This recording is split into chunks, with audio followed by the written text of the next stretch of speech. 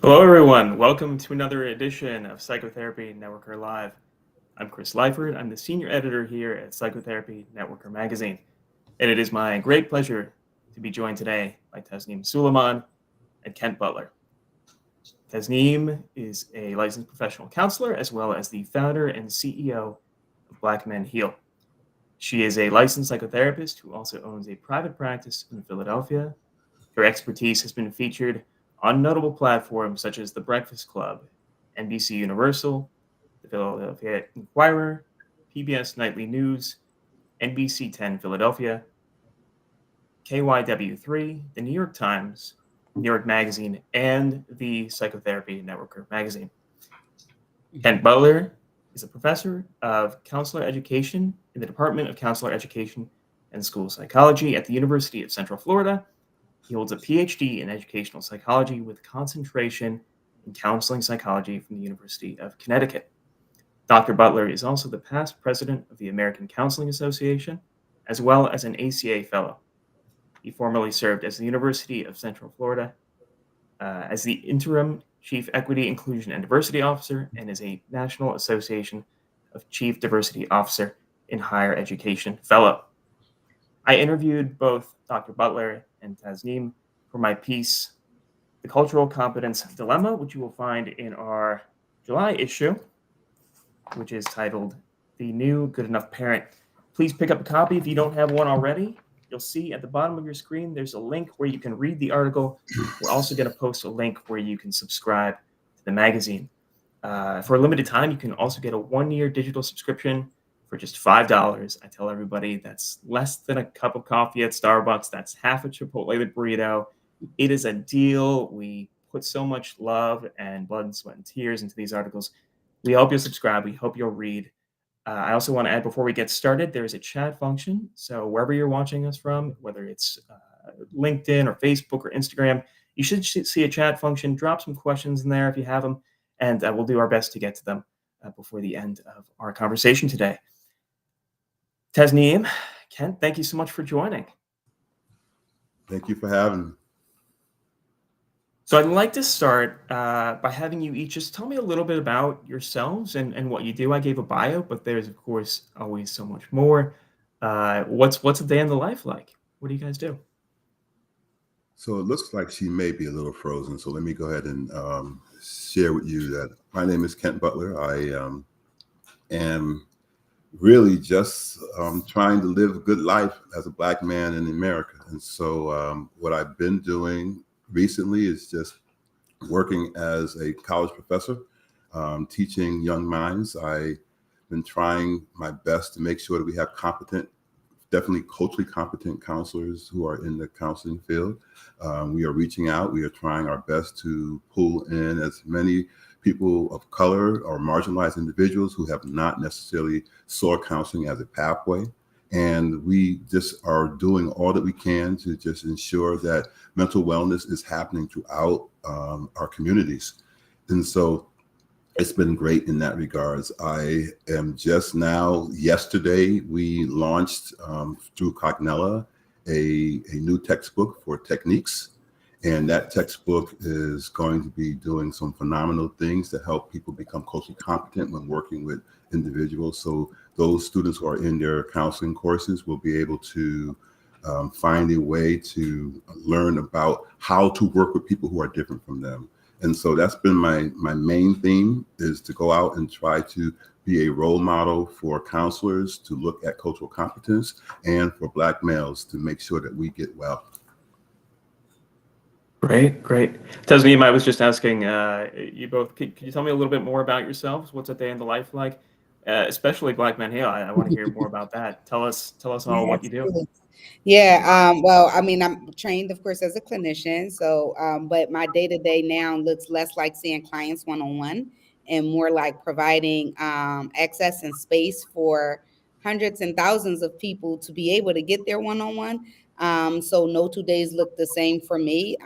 Constantly building programming and doing program implementation, hiring, staffing, finding new clinicians to bring on board to run our groups or individual therapy and maintaining, getting funding for what we're doing in our mission. And we provide free all of our. I run a nonprofit, and the nonprofit provides free mental health treatment for the populations we service.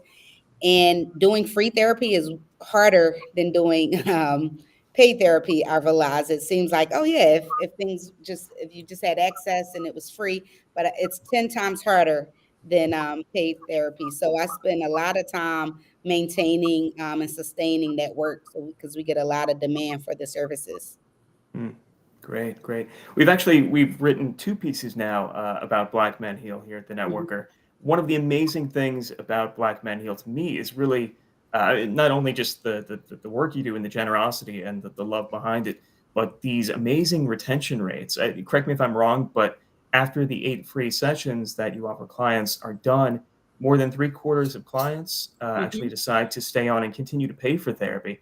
Um, Really quick, what do you attribute to that high retention rate? Yeah, we're really proud about that retention rate. And to be honest, I would be lying if I said I wasn't shocked myself about it. Because working with men, like like not believing like, oh, that they may not want therapy, but I attribute that to creating a safe space. And like taking away all of the barriers that would have prevented them from trying, making it free. Like sometimes we don't want to try something new if it's unknown, because it's like, well, that's a lot of money. That's expensive. There's a lot to figure out. Finding a therapist, there's a lot to figure out. We remove all of that. You don't have to figure anything out. All you have to do is be ready. And we pair you up with having, it's a very high likelihood they'll have a good relationship. Our Mm, system is so thorough in making sure that they're a great match. So all of those typical, like if you tried therapy for the first time, you're like, wait, this is really expensive. I don't like how that felt. That felt uncomfortable. So I think the way we do it, there's very little risk in trying it. And it's almost like if somebody was thirsty, but you kind of had to lead them to the water. If you removed all the barriers, not only do we remove the barriers, we lay out a red carpet. So it's like they're like the celebrities. The men that we service, they're like celebrities. We call them king. We make sure they're treated special. They feel loved. And so then once you get them in the space, I already know the work is going to happen if they feel safe. So afterwards, once they've built the relationship and they've started, we provide them 8 free sessions. And 8 sessions, if you've never had therapy, is not enough. And so they decide to continue because they're already feeling safe. We've done the work to make sure that they can continue with who they choose to continue with. And so I think those are all the factors of like really centering men and making all of our processes ways in which men think. It's literally uniquely tailored to them. mm, mm. Wonderful. This is a big question, big open-ended question, but it is what the piece focuses on. There are many answers to this question, but what does cultural competence mean to each of you? Dr. Butler, maybe we can start with you. What does cultural competence mean to you? I think for me, it means getting out of your own way. A lot of times, counselors, especially white counselors, come into counseling and experiences, especially when they're learning about how to work with other individuals. They go with these stereotypical things or things that they've learned or they heard about individuals, and they take that into the room in the space. So it either makes them fearful, it gives them that really great imposter syndrome, and it doesn't let them be themselves in that space. And it doesn't allow them to let their clients be themselves in that space. And so to be culturally competent, you have to know who you are, right? You need to be able to understand without a doubt who you are as an individual, what you represent, what your morals and your values are, and stand strong in those, right? And then go and show up in those spaces as who you are, but open and willing and ready to work with people who are coming into that space to be with you. And when they see you being authentic and who you are, they will then turn and be authentic with you. It's going to take some time.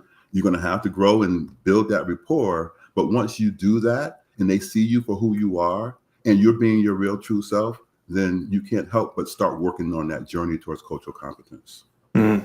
I love that. One of the things you said in the piece was that it also helps if you are actively invested in your clients' communities If they see you shopping at the same stores, if they see you walking through the same parks, using the same mode of transportation, you have their buy-in because they realize that you're on the front lines with them. Yes, I tell my students all the time, don't be a drive-by counselor. Mm. You know, don't just walk in and come out, you know, and I can speak from the Black community, very welcoming community. They will let you in and they will allow you to be there. They will wonder why you're there. And they will look at you suspiciously until you show up and tell them that you are supposed to be in that space. They're not going to deny you. They will welcome you. But if you show up and you act crazy, and I don't mean that in a negative way, but I mean it in a mental way. I mean it in, if you come in there, you don't show out in the ways that you're looking to be accepted, you will be asked to exit the community. You know, so show up, be there, be ready, and be inquisitive, right? And be not to the point where, you know, hey, tell me about your hair or let me know about this or that, but be inquisitive about the community and show up and also be willing to disclose and share your world and how you are living in this particular life, right? Tasnim, how about you? What does cultural competence mean to you? Yeah, I love Dr. Butler's answer, and I agree with all of that. And I would add to it that I think of it as like coming into a situation with humility, and humility meaning like having awareness to know that you don't know everything, and that no matter how amazing of a therapist you are, no matter what your letters are behind your name or how much time you've studied, that every time you get in front of someone new, that it's really about how do you build relationship with people, like you said, authenticity, and understanding, going in with the lens of curiosity. I really want to know who this person is, but I think the authenticity piece is important because that's the trust building piece. So even if, you know, if it's a white therapist sitting down with a client of color, being able to not, you know, use, oh, all of the things I've read about you. Oh, the book says that I should do this and should do that. Like sometimes it's like, get the stuff in your head out of what the books say. Yeah. Because it's like once you're sitting across from somebody, it's really just about who am I sitting across from? And I think genuine, authentic curiosity. I think when people like make, when you were saying about, if you read about certain things, it can like breed stereotypes. And it's like, oh, I should do this. And I'll tell my own example of a story where I had a black trans male on my caseload, and I went into it was my first trans client, and I went into it like I have to seem very competent and letting them know, letting this client know that I am very competent and, you know, opening and welcome and working with LGBTQ, and I kind of overdid it. I became a little overzealous in my need to prove that I am competent to work with them, that I really just didn't listen. And I focused way too much on his trans experience. And he finally said to me, I'm here to work on co-parenting with my partner. He wasn't even there for that. And so I wasn't listening. I wasn't really like being across from somebody and really like trying to hear what it is they want, and being able to hold space for where this person is, as opposed to using my own ego and expertise and knowledge around who I thought he was or what he wanted, what he was there for. Mm.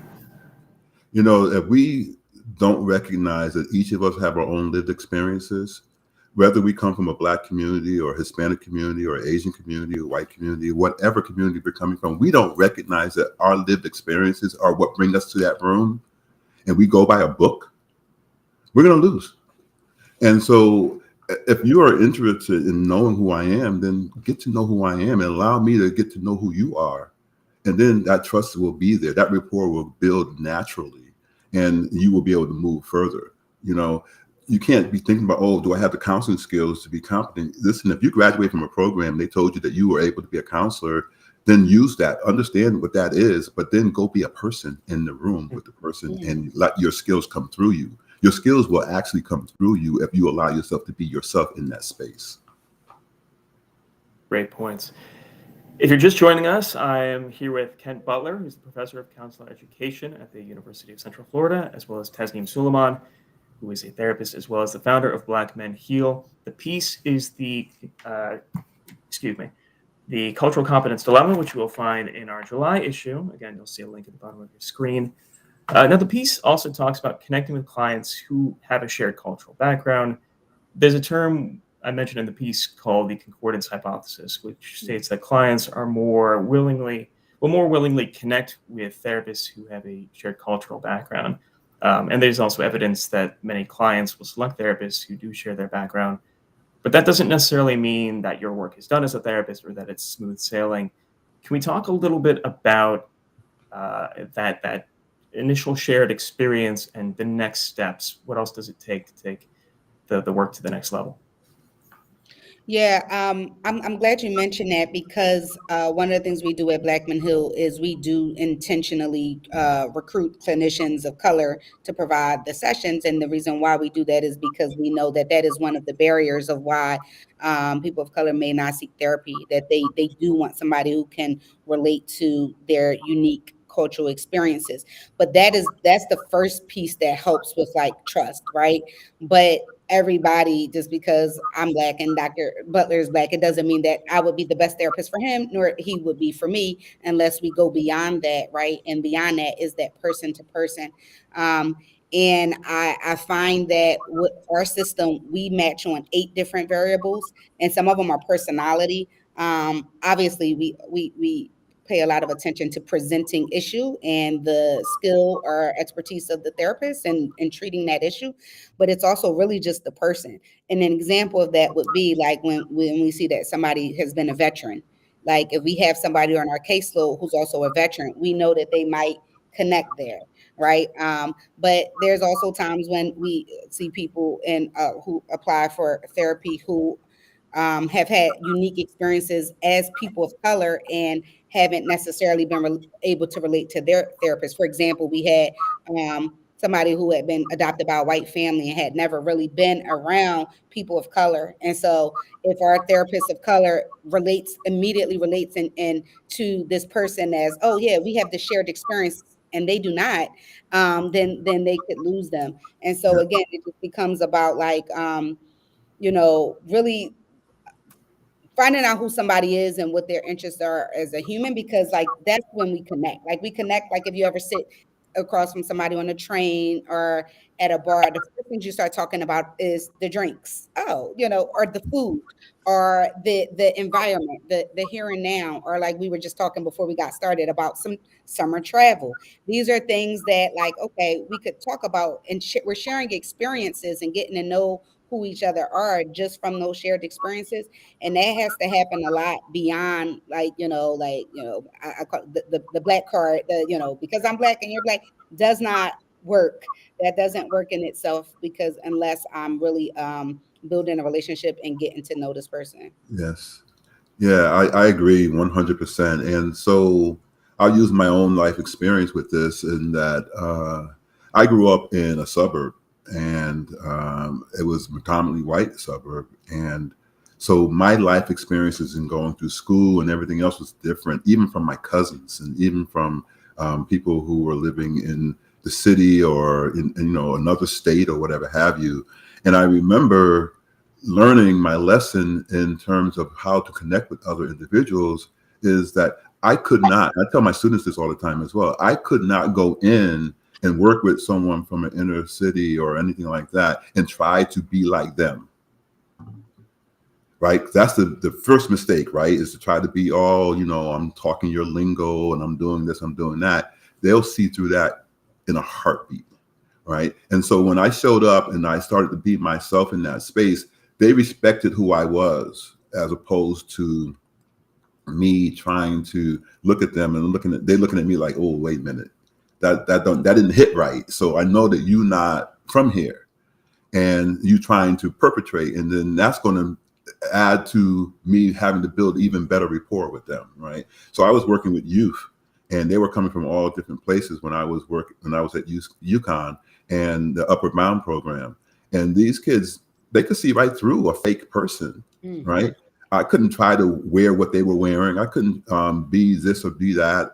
First of all, I was older and other things, and so showing up in that space as somebody who wasn't who I was authentically, they saw right through it. And so I had to just learn how to be myself. And so what I tell counselors, whether they're black or whoever, be who you are in that space, right? but also recognize that you're going to be paying attention to what's happening in that space as well, right? So how you talk, how you speak, what you do, how you show up, what you're wearing, how they're looking at you, how they're experiencing you. You need to take all that in. You just don't go in there and say, you know what, I'm the expert, so therefore, you do what I do, you do what I say. That's not what's going to happen. And so it's really important for you to recognize that you got to show up, but you also have to be open enough to that experience so that they can come in and see who you are as well. And let me add to that, Dr. Butler, which was so important, which I think is also learning how to be okay that if you show up authentically as you might not be for somebody. Think You of it might like not be. dating, like, you know what I mean? Like if people who we choose as friends, it's like we meet a lot of people and sometimes we really click in the line and sometimes we do not. And that does not, that's no harm in it being, like, okay, this is not my person. And that clients have the right, like if you're being yourself and you're not the right fit for them, talk Right. about it. Like, if you sense that, I think it's harder for clients. My sister-in-law just asked me the other day about how to break up with her therapist and like an effective way because she wants to talk about it. And it's a Right. therapist of color, Yeah. but it's not working. Not working. Think as a clinician, us being able to invite that energy into the space and letting our clients know, hey, it's okay. Like, let's talk about how we're doing. How Yeah. am I, how am I doing? How does this feel for you? Being able to use the language as the quote unquote expert in the room to invite safety, to be able to like give your clients the tools and a safe place to name what's working for them or what isn't. And hey, like if this is, I normally tell a new client, I don't take new clients right now, but when I have a new client, I check in like, hey, what are you looking for? Like, this is who I am. And what are you looking for? How's this feeling for you? Why don't you come in for a session or to see how it feels? And if it Right. feels like a good fit, we can continue. And if not, I can help you with referrals. Right. Being open, again, getting humility, understanding that no, you're not for everybody. And some people you're going to connect with and some people you're not. Yeah, it just can't be fake. I mean, this boils down to just don't be fake. Be who you are and accept it, right? Have a thick skin to know that, hey, you're not for everyone. You're just not going to be for everyone. Right. We have just a minute or two left. Dr. Butler, Tasnim, any parting thoughts for the therapists out there watching? Any words of wisdom? Anything you'd really like to leave them with? Maybe ways they can find out more about you and your work?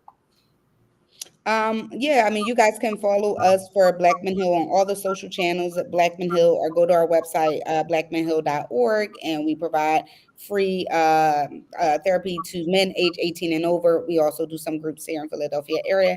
And my parting thoughts is just that, I'm just so grateful. And I'm very grateful for the Psychotherapy Networker and Chris, and that article was amazing. But I love our work. I love that our work as clinicians and therapy in itself is such a great place to practice relationship and to learn about yourself on both sides of the chair. It's an honor to do this work because I've learned so much about myself, but also about people. And when I go as a client, it's also very powerful because I also have to learn how to navigate relationship. So I think that this is a great space for you to grow and elevate. And that's, I guess that's my final thought.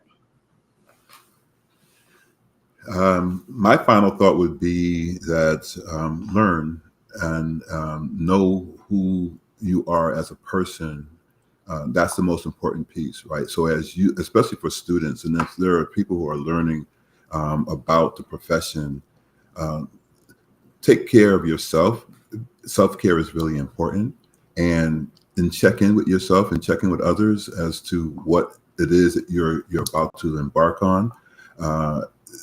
Everybody is going through this, and you're not isolated, and so you can have communication. You can communicate with individuals. If you're, supervision is a great thing, right? And consultation is also excellent. But if you feel as though you're sinking and you want to know how I can get out of this, you need to be able to communicate that. So you can't expect your clients to come in and want to talk to you. You're not willing to talk about what's going on with you when you're feeling that, you're not as culturally competent as you need to be. The textbook that we are launching, is Intersectional Counseling Skills. textbook, and it really is about becoming. I would hope that people can find that. Even those who are practicing already can go out and find this textbook and learn how to kind of navigate working with individuals, and insert yourself into the scenario as a counselor, and then also the various counseling clients that you have, take their narratives into effect as well. This book is written in a way that allows you to be able to insert individuals throughout it, so that you just don't look at it. I didn't want to have a book that came out that talked about, okay, this is what you do, and if you do all these right steps, you're going to do your best with building a relationship and doing well by your client. That's not what this is. It's about understanding that each person coming in has a life experience. You need to learn how to and take that in and utilize your skill set to be able to move it further. And so my hope for all individuals is to just be your authentic self. Allow yourself to be in that space, whether you're white, you're black, you're Asian, you're Hispanic, whatever your nationality is, whatever your religious beliefs are. Allow that to enter into the space, but not to overpower the space, so that you can hear and listen actively to the people who are sitting across from you, because their life stories matter, and not just what you've learned in a book about what they may or may not be. Got that. I think that's a wonderful ending. Dr. Butler, Tasnim, thank you so much for your honesty and vulnerability. And I'll say it once more, check out The Cultural Competence Dilemma, which you will find in our July issue. Speaking of honesty and vulnerability, there's some really compelling stories in this piece. I hope you'll check it out. You'll also see a link on the screen below.